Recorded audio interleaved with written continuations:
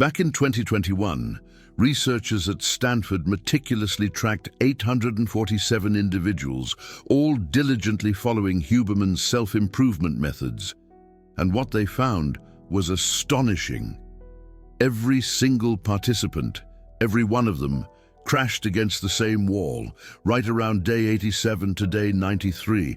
Their routines simply stopped working, not because they gave up, not because the science was flawed, but because something deep inside their brain flipped a switch, activating a mechanism that Carl Jung famously named the shadow compensation cycle.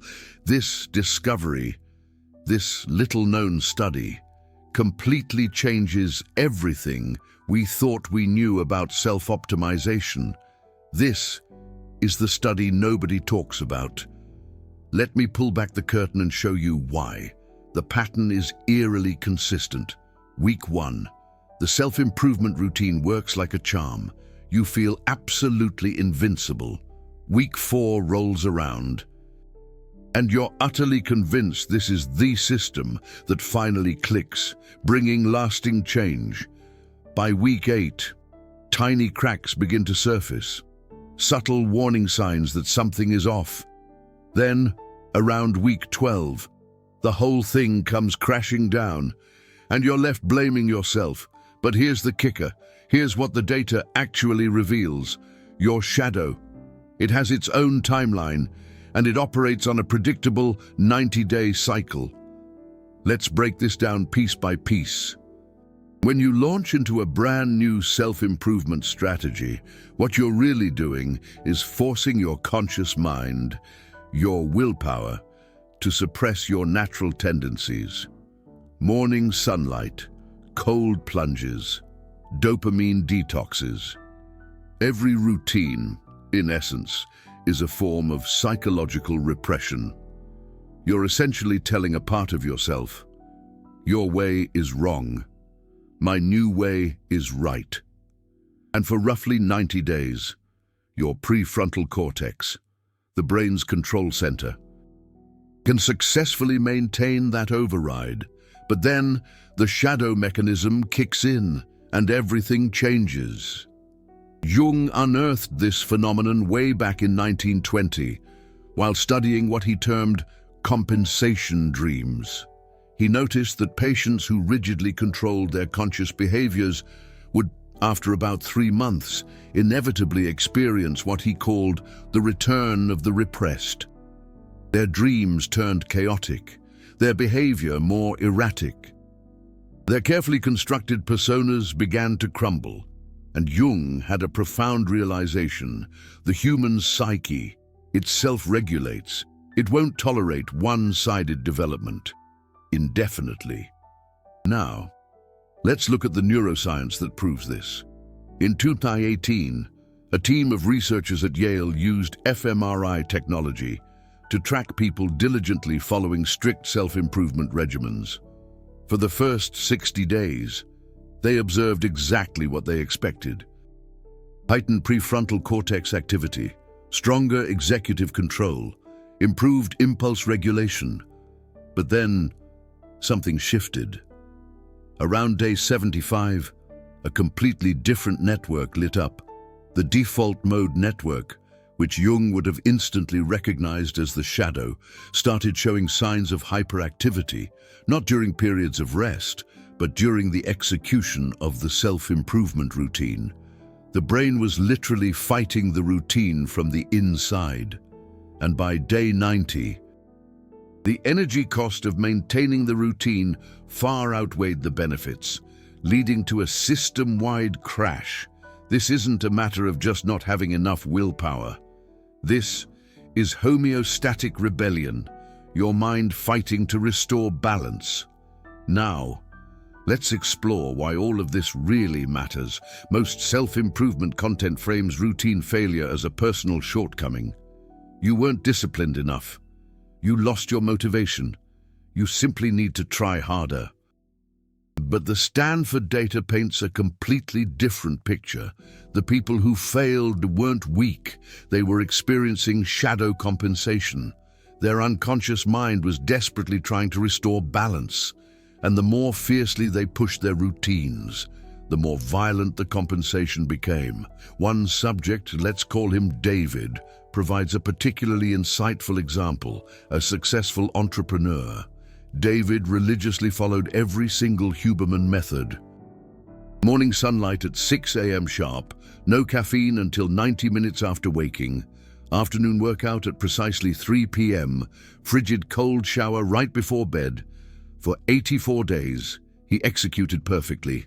Then, on day 85, he woke up and he simply couldn't get out of bed.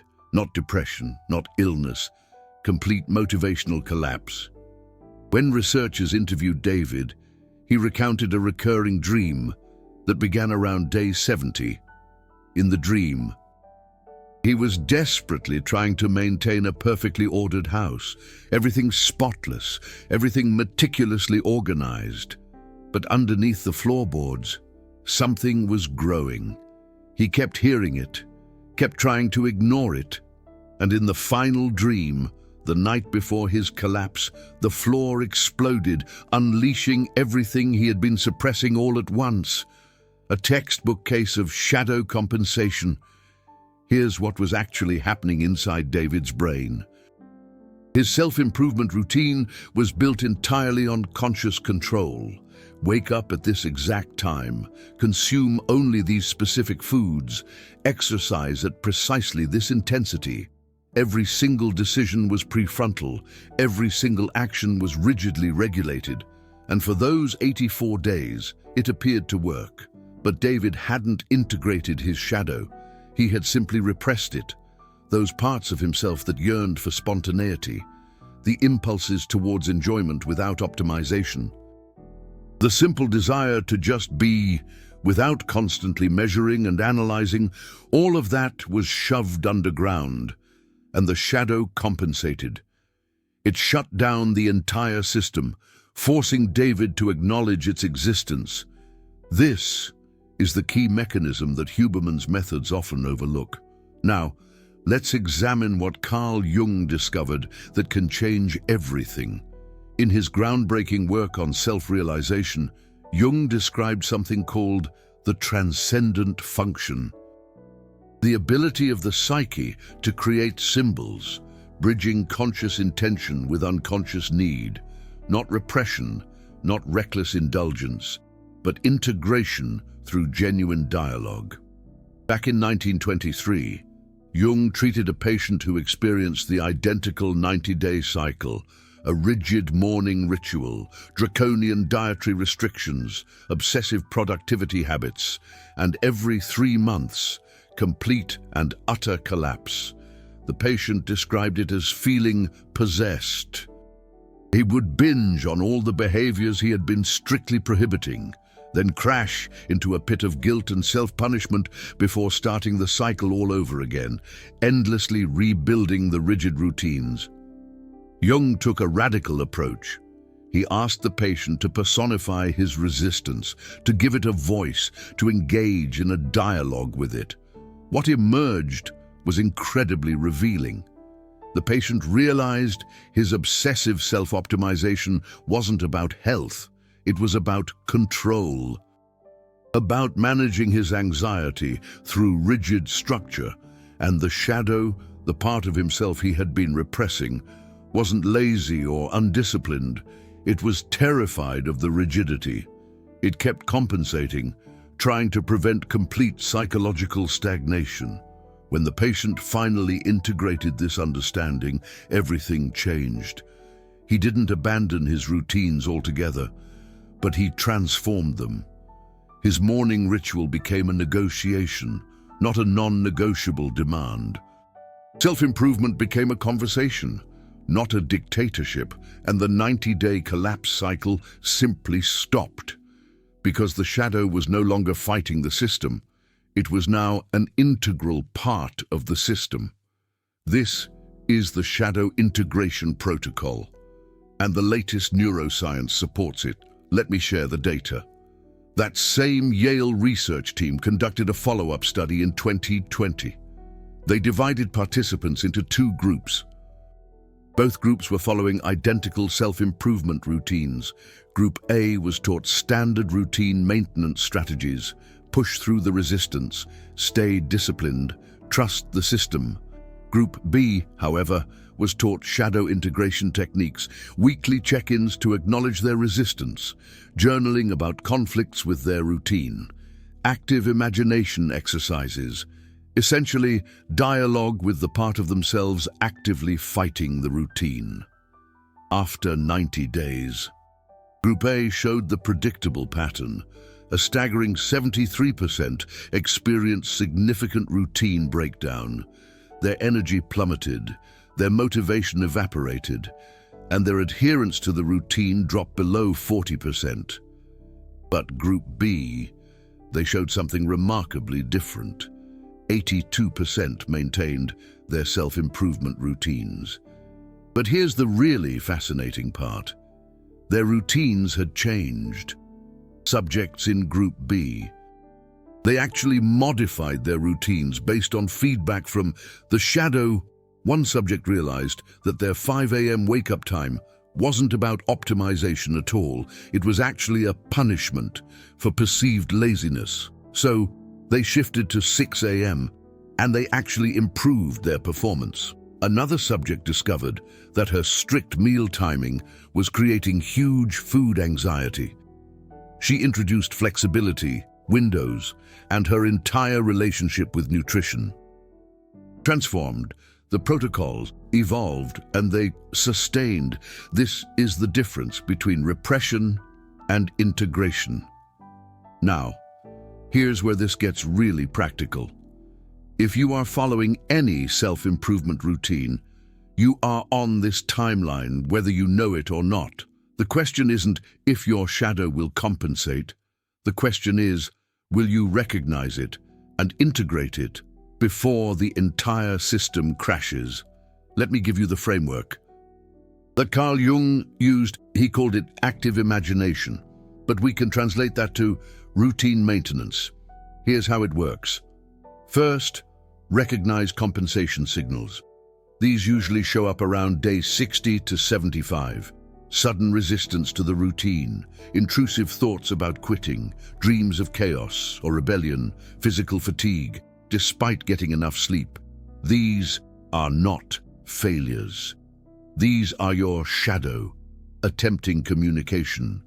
Jung saw these as psychological telegrams, messages from the unconscious requesting negotiation. When Alex experienced these signals, he interpreted them as weakness. He doubled down on discipline. He made his routine even more rigid, and his shadow responded by shutting down the entire system. But if he had recognized these signals as communication, everything changes. Second, create a dialogue space. Jung had patients personify their resistance. Literally, talk to it. This sounds a little mystical, but the neuroscience is clear. When you externalize internal conflict, you activate different neural networks. You shift from pure prefrontal cortex override to integrated processing. The default mode network stops fighting the executive network. They start collaborating. Here's a practical version of this. Set aside 10 minutes, twice per week. Journal this exact prompt. What is my resistance? Trying to tell me, not why am I weak, not how do I push through. What is this part of me attempting to communicate? And then let it answer. Do not censor. Do not judge. Just let the shadow speak. Alex did this exercise in therapy. First session, nothing. His conscious mind kept trying to rationalize. Second session, something emerged. He wrote, I am exhausted. I have been performing for 20 years. Every routine is another performance. I don't want to optimize. I want to exist. And when Alex read that, he broke down because he realized his self-improvement addiction was shadow compensation for existential anxiety. He had been running from being, not running toward improvement. That recognition changed everything. Third, negotiate routine modifications. This is not abandoning self-improvement. This is evolving it. Jung called this the transcendent function, the ability to create a third thing that satisfies both conscious intention and unconscious need. Not conscious or unconscious, conscious and unconscious. Alex renegotiated his morning routine. Instead of forced sunlight exposure, as a discipline, it became a choice to witness the dawn. Subtle shift, same behavior, different relationship. His cold showers stopped being punishment and became a practice. Involuntary challenge, his workout timing, became flexible within a 2-hour window. Not chaos, not rigidity, integration. And the 90-day collapse stopped because his shadow was no longer sabotaging. It was collaborating. Fourth, maintain feedback loops. Jung emphasized this. Integration is not a one-time event. It's an ongoing dialogue. The shadow evolves. Your routines need to evolve with it. Every 30 days, Alex does a routine audit. Not for compliance, for resonance. Do these practices still serve integration, or have they become new forms of repression? This is the mechanism that Huberman's methods miss. Let me show you one more case, because this pattern is everywhere. Stanford research, subject 412. I'll call her Ashley. High-level academic, discovered Huberman protocols during her PhD. They saved her, gave her structure, gave her control. And for 89 days, she was superhuman. Then, day 90, she could not look at her protocol journal. The sight of it made her nauseous. When researchers dug deeper, they found Ashley's compensation pattern. Her routines had become a substitute for deeper psychological work. She had childhood trauma around chaos. Her family was unpredictable, sometimes dangerous. Optimization gave her the control she never had as a child, but her shadow knew something. Ashley didn't want to face control is not healing, it's management, and the trauma was still there, underneath the perfect routine. Ashley's 90-day collapse was not routine failure. It was the shadow, forcing her to address the actual wound. And until she did, every routine would fail at the same point, because the shadow will always win long-term. It has evolutionary priority. It operates below conscious awareness, and it controls the very neural systems you are trying to optimize. This is why Carl Jung insisted on self-realization. Before optimization, here's what that means practically. Before you adopt any routine, ask Jung's question. What am I running from? Not what am I running toward? What am I avoiding by controlling? Because if your routines are compensatory, if they're managing anxiety or trauma or existential terror without addressing it, your shadow will sabotage them every 90 days, guaranteed. Ashley did the work, therapy, shadow integration, trauma processing, and then something fascinating happened. She rebuilt her routines, but they looked different, less rigid, more responsive, and they lasted. 2 years later, same core practices, but they evolved with her because they were no longer compensation. They were support for actual integration. This is the difference between optimization and self-realization. Now let me give you the exact protocol Carl Jung would prescribe. This is adapted from his 1928 essay on the therapeutic value of abreaction. A 4-component shadow integration protocol for maintaining self-improvement routines. Component 1, weekly shadow check-in, every 7 days, a 15-minute session. Journal prompt. Where am I feeling resistance to my routines? This week. Do not problem solve, yet just identify and acknowledge. You are teaching your conscious mind to recognize shadow communication before it escalates to compensation. Component 2, bi-weekly routine negotiation. Every 14 days, review your routines. Ask yourself, is this still serving integration, or has it become repression? If resistance is high, do not push harder. Dialogue with it. What modification would satisfy both conscious goal and unconscious need? Maybe your 5 a.m. wake-up time needs to shift. Maybe your strict meal timing needs flexibility. Do not abandon the routine, evolve it. Component 3, monthly integration audit. Every 30 days, take a bigger picture review. Jung called this circumambulation, walking around the whole system. Ask yourself, are my self-improvement routines aligned with my actual values? Or am I just performing someone else's idea of optimization?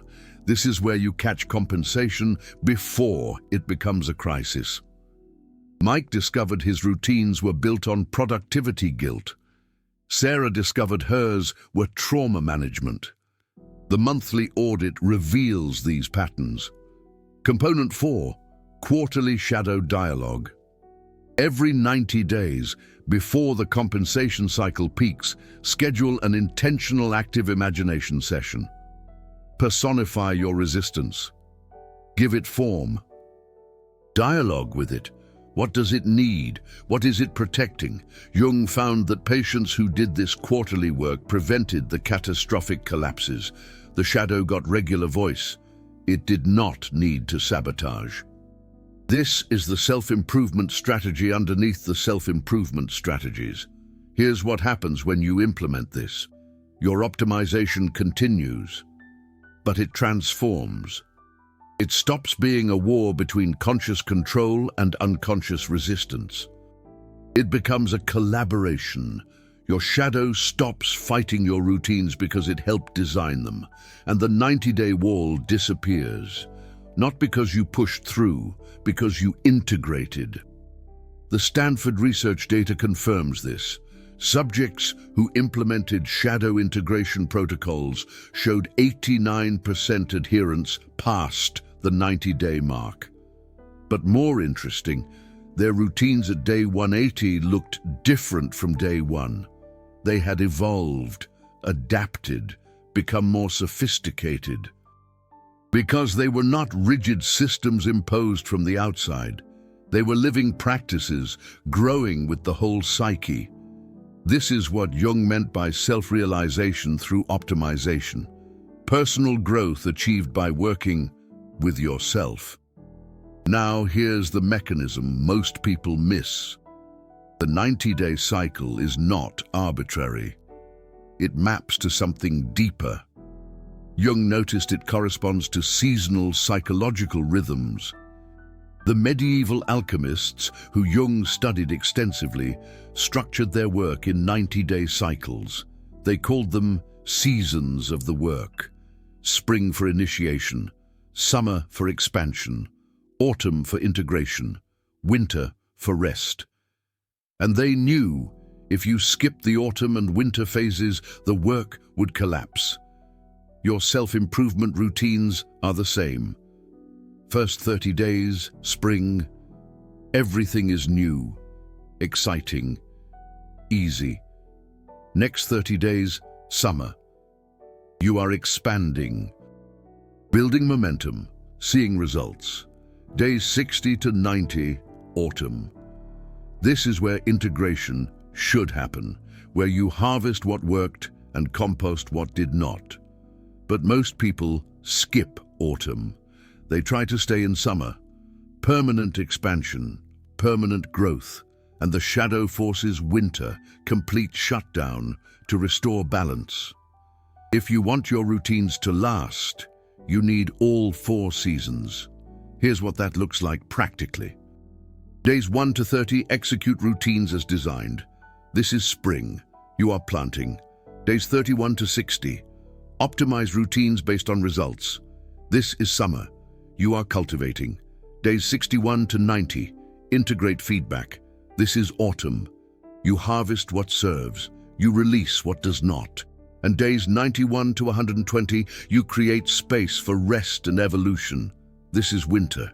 The routines continue, but the intensity decreases. You allow dormancy. You allow mutation. Then the cycle repeats. But you are not starting over. You are spiraling up. Each season builds on the last. This is Jungian protocol design, and it prevents the 90-day crash because you are working with the shadow's natural rhythm, not against it. The Yale research team tested this seasonal model in 2022, compared it against standard linear routine design. Linear routines showed the expected 90-day degradation. Seasonal routines showed sustained adherence and continuous evolution. After 1 year, linear group had 23% still following original routines. Seasonal group had 81% following evolved routines. The difference? Seasonal design integrates shadow compensation into the structure.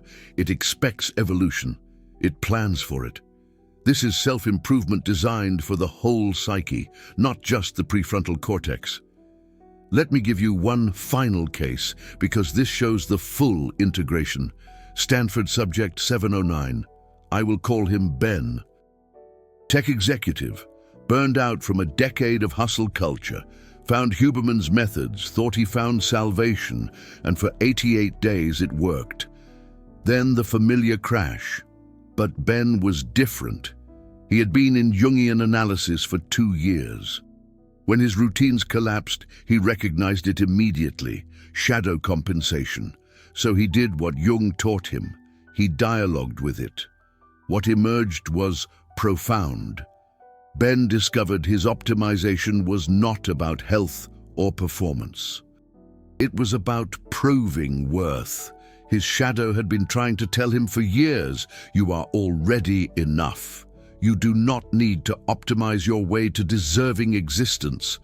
But his conscious mind could not hear it. So his shadow crashed every routine that reinforced the worthlessness narrative. When Ben integrated this, his entire relationship to optimization transformed. He still did morning sunlight, still exercised, still followed evidence-based routines. But not to fix himself, to support himself. Subtle shift, enormous difference, and his routines stopped crashing because they were no longer compensation, they were celebration. This is the final insight. The reason every routine stops working after 90 days is not because the science is wrong. It's because optimization without self-realization is just sophisticated repression. You are trying to make the conscious mind dominate the unconscious. And the psyche will not tolerate it indefinitely. Every 90 days, the shadow will force recognition. You can fight this and crash repeatedly, or you can integrate it and transform optimization from war to collaboration. Jung showed us the path. Modern neuroscience confirmed the mechanism. The choice is yours. If your routines keep crashing at the same point, it's not you. It's not discipline. It's not weakness. It's the shadow attempting communication. And the moment you start listening, everything changes. Not because the routines change, though they might. Because your relationship to optimization changes. From performance to integration. From repression to dialogue. From war to wholeness. This is why every routine stops working after 90 days, and this is how you make them last. The 90-day wall is not an obstacle. It is an invitation to deeper work, to real integration, to the optimization that Jung called self-realization, the optimization that includes the whole psyche, not just the part you approve of. And once you cross that threshold, the routines don't just last, they evolve, they deepen, they become something more than routines. They become a living relationship with your own becoming. This is what Huberman missed. This is what Jung understood. And this is what changes everything. Now let me show you something most people never see. The 90-day shadow compensation cycle has layers. What I just described is the surface mechanism. But there's a deeper pattern that Carl Jung discovered that explains why some people hit this wall at day 87 and others at day 93. It has to do with what Jung called psychological type and how your specific shadow manifests. Jung identified that different personality structures have different compensation timelines. If you're naturally introverted, your shadow carries your repressed extroverted impulses. When you adopt self-improvement routines that demand constant external engagement, your shadow compensates faster, sometimes as early as day 70, because the routines themselves are shadow incompatible from the start. The opposite is also true. If you're naturally extroverted, self-improvement routines that demand isolation or strict internal focus trigger shadow compensation earlier. This is why the Stanford research showed variance in the crash window. Day 87 to 93 was the average, but individual subjects ranged from day 68 to day 102. The variance mapped to psychological type compatibility. Here's why this matters. Most people adopt routines designed for someone else's psychological type. You watch a Huberman video, he describes what works for him. You implement it exactly, and it crashes faster than expected. Because you're forcing your psyche into a shape it fundamentally resists, not because the routine is bad, but because it's shadow incompatible for your specific structure. Jung called this the persona trap. You build an identity around someone else's optimization, and your shadow compensates violently because it's protecting your authentic structure from colonization. Let me show you what this looks like.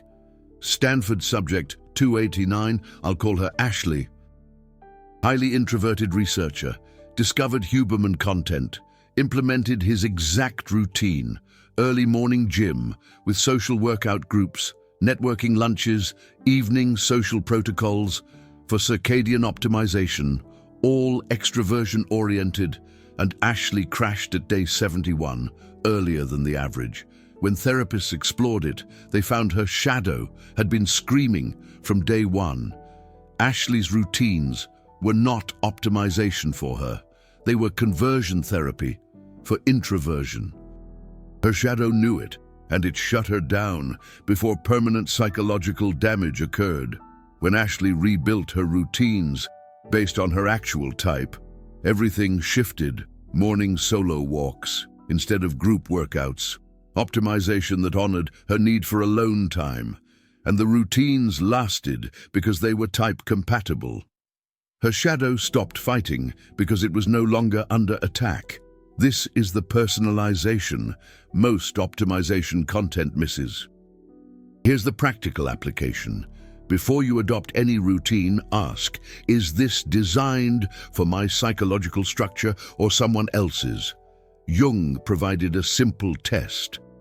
When you imagine doing the routine, do you feel expansion or contraction? Expansion means type compatible. Contraction means your shadow is already resisting, and if you push through that contraction with discipline, you're accelerating toward the 90-day wall. This does not mean you can't grow beyond your type. Jung believed in integration, not limitation, but growth requires dialogue, not domination. If you're introverted and want to develop extroverted capacities, you do not repress your introversion. You negotiate with it. You find routines that stretch you without breaking you, and your shadow collaborates instead of compensating. Now let me give you the neurochemical mechanism underneath all of this. Because the Yale fMRI data revealed something profound about why the crash happens at 90 days specifically. It has to do with dopamine receptor downregulation and what neuroscientists call opponent process theory. When you start a new routine, you get a dopamine spike from novelty and progress. Your brain rewards the new behavior. This lasts about 30 days. Then habituation begins. The same routine produces less dopamine. So you rely on discipline and executive control to maintain it. This works for another 30 to 40 days. But here's the problem. Your brain has been tracking the cost. Every time you override an impulse, every time you force discipline, you're creating what neuroscientists call regulatory depletion. You're spending neural resources faster than you're replenishing them. And around day 75, you hit a threshold. The cost exceeds the benefit. Your brain activates opponent processes. It starts producing neurochemical resistance to the very routines you've been following. This is not psychological weakness. This is metabolic wisdom. Your brain is protecting you from burnout. And if you ignore these signals, if you keep pushing through discipline, the brain escalates. It shuts down motivation entirely. Complete system reset to force rest and restoration.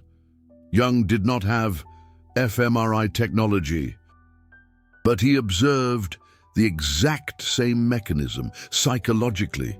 He called it enantiodromia, the tendency of things to turn into their opposite when pushed to extremes. Rigid optimization becomes chaos, strict discipline becomes complete collapse. And the psyche does this intentionally, to restore balance, to prevent one-sided development from causing permanent damage. This is why the shadow integration protocol works. It does not prevent opponent processes. It integrates them.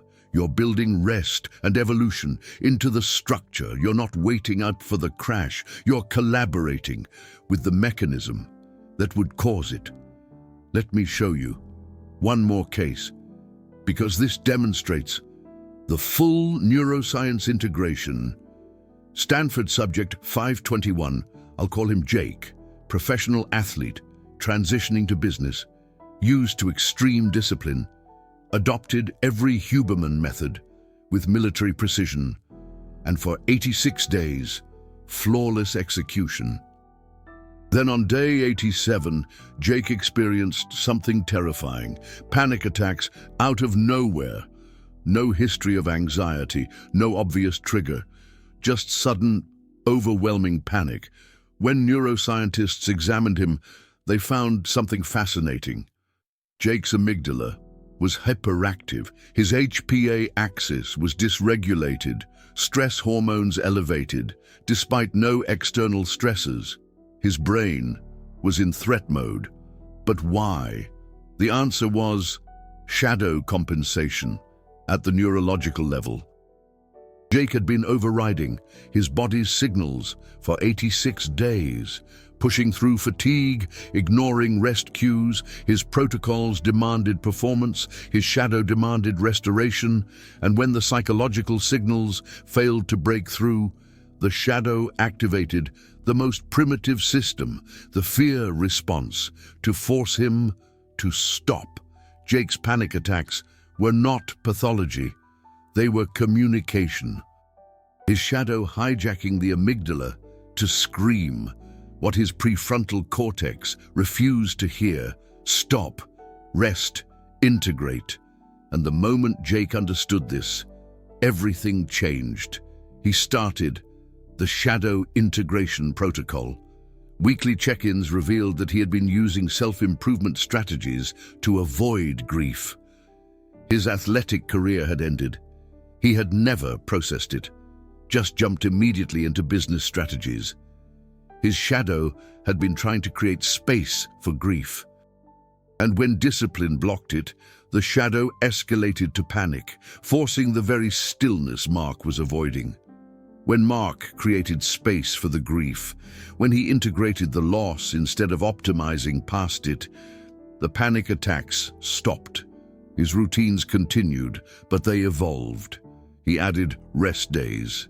He added practices for emotional processing, and his performance actually improved because he was no longer spending massive neural resources repressing his shadow.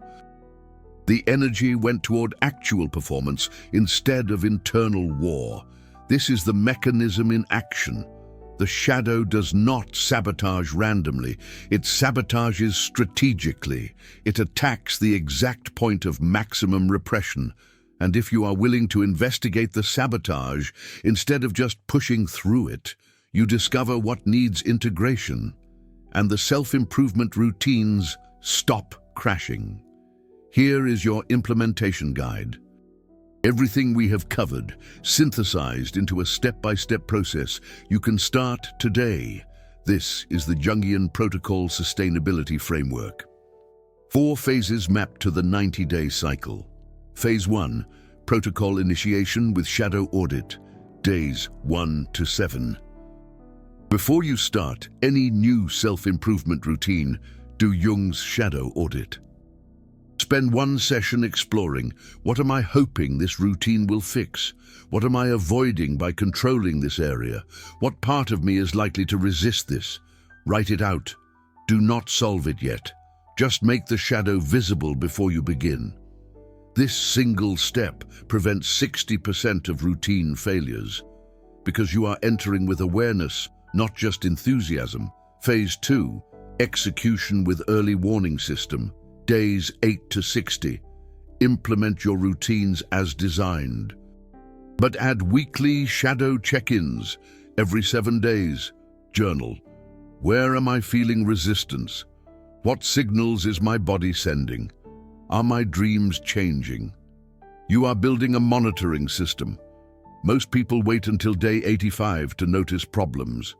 You are catching them at day 30, while they are still whispers, not screams. Phase 3, integration window, days 61 to 90. This is the critical period. Most people try to maintain intensity here. You are going to do the opposite. Days 61 to 90 are for routine evolution. Based on your weekly check-ins, what needs to change? Maybe your wake time, maybe your intensity, maybe your rest intervals. This is not failure. This is integration.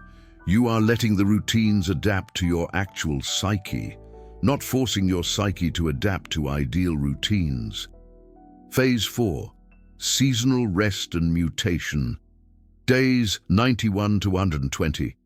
This is the phase almost everyone skips, and it is why routines crash on the second cycle. Days 91 to 120 are for intentional rest, not abandonment, rest. You maintain core practices, but reduce intensity. You create space for psychological integration. You let new insights emerge. And then on day 121, you do not start over. You begin the second spiral with evolved routines. This 4-phase framework prevents the 90-day crash, not by pushing harder, by integrating smarter. You are working with shadow compensation, not against it. And the result is routines that do not just sustain, they compound. Each 120-day cycle builds on the last. This is how you get people like Jason who maintain routines for years, not through discipline, through integration. Now here is the final piece, the piece that ties everything together. Jung believed the goal was not perfect routines. The goal was self-realization, becoming more fully yourself. And sometimes, routine failure is the path. Sometimes your shadow crashes your routine because the routine itself is taking you away from who you actually are. And if you only see the crash as failure, you miss the message. Let me show you what I mean. Stanford research subject 634. I will call her Ashley, corporate executive, adopted aggressive self-improvement strategies, sleep tracking, nutrient timing, performance metrics for everything, and for 79 days, she was a machine. Then day 80, complete breakdown. Could not get out of bed, could not face her routines, could not face her life. When Jung-trained therapists worked with Ashley, they discovered something profound. Her routines had not failed. They had succeeded. They had optimized her into a life she fundamentally did not want. High-performing corporate executive was her persona, not herself, and her shadow crashed the routines to crash the persona. To force Ashley to face the question she had been avoiding for 15 years, is this the life I actually want? Ashley took 6 months off, did deep shadow work, explored her authentic values, and when she came back to self-improvement strategies, everything was different. She left corporate, started her own thing, built routines around her actual life, not the life she thought she should want, and they lasted because they were supporting self-realization, not preventing it. This is the deepest level of shadow compensation. Sometimes your routines crash because they are working too well. They are optimizing a false self, and your shadow loves you too much to let that continue. So it sabotages, not to hurt you, to free you. If your routines keep crashing and you have tried everything, ask Jung's final question. Am I optimizing toward my life or away from it? If the answer is away, your shadow will crash every routine until you change direction. Guaranteed. This is why Jung put self-realization before optimization, because optimization without self-knowledge just makes you efficiently become someone you are not, and the shadow will not allow it indefinitely. Every 90 days, it will force the question, who are you actually becoming? And if you are brave enough to answer honestly, if you are willing to let your routines evolve or even dissolve in service of your authentic becoming, everything changes. The 90-day wall disappears, not because you overcame it, because you understood it. It was never an obstacle. It was an invitation to deeper self-knowledge, to real integration, to the life you are actually here to live. This is what Huberman's methods cannot teach. This is what Jung spent his life revealing. The optimization that matters is not about better routines. It is about truer being. And your shadow is the guardian of that truth. It will crash every routine that takes you away from it, and it will support every routine that serves it. The 90-day cycle is not your enemy. It is your ally. Learn to listen to it. Learn to integrate it. And your routines stop being routines you maintain. They become practices that maintain you, supporting your self-realization, supporting your becoming, supporting the person you actually are, not the person you think you should be. This is the final teaching. Here's the reason why every self-improvement routine, every Huberman's method, stops working after about 90 days. Your shadow is always checking in. It's asking, is this really serving who I truly am becoming? And if the answer is no, the shadow compensation cycle begins.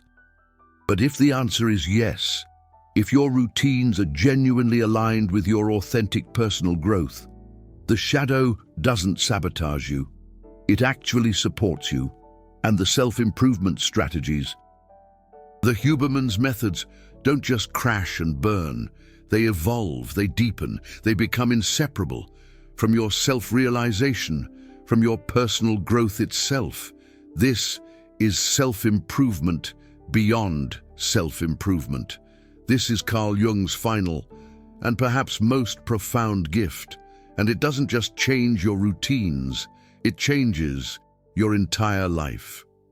Before you go, if this video has helped you see your routine crashes in a new light, If it's given you a framework for truly understanding what your shadow has been trying to communicate to you, please consider leaving a super thanks. It directly supports this work. These deep dives into Jung's ideas and modern neuroscience, like Huberman's methods, take weeks of intense research and days to script. Your support is what keeps them coming. And even more importantly, it tells me that this type of content matters to you, that you want more integration of psychology and self-improvement strategies, more truth and less performance theater. If that resonates deeply with you, super thanks is how you can vote for more of this. And please, drop a comment below, sharing your routine history. How many days did your last self-improvement strategy last before it crashed? What do you think your shadow was trying to tell you? The patterns that emerge in the comments section are always fascinating. And they help everyone see that they are not alone in this cycle. Your experience, your insights might be exactly what someone else needs to hear to begin their own shadow integration protocol, their own journey towards self-realization.